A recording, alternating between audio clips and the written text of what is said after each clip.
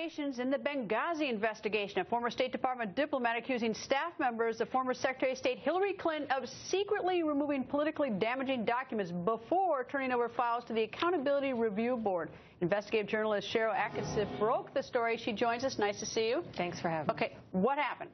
Ray Maxwell, who is a former Deputy Assistant Secretary, very well respected, told me that he witnessed an after-hours session in the basement of the State Department in an operations center in which he was told by an office director that they were under orders to separate documents before they went to the Accountability Review Board, to separate out anything that could be embarrassing, as he put it, to the 7th floor or the front office, 7th floor referring to Secretary of State Clinton and her advisors. So did he actually see this? Did he go down there and look at this basement as they sort of culled through the records? Yes, he heard about the operation. He was not invited specifically to it, but one of his employees was there.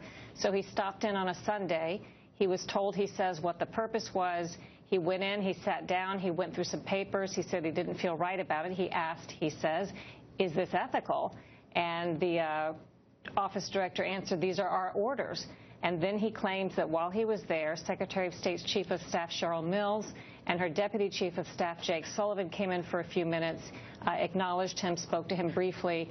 He says they appeared to be checking in on the operation, and they left. Why did Maxwell come forward on this? I've been speaking with him for a long time, and he has spoken to Congress in the past behind closed doors, so they have a lot of this information and probably more. He was not ready to come forward initially. He had job concerns and family concerns. He has since retired from the State Department, and he set his family concerns aside because he felt this was very important.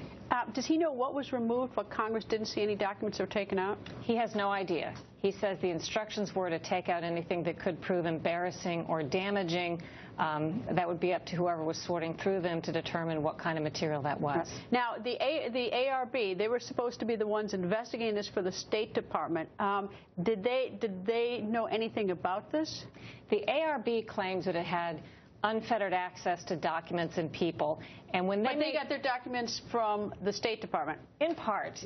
You know, the thing that made Ray Maxwell think about this was when he heard them defending their probe as independent and saying that they had this unfettered access, he thought to himself, no, they didn't.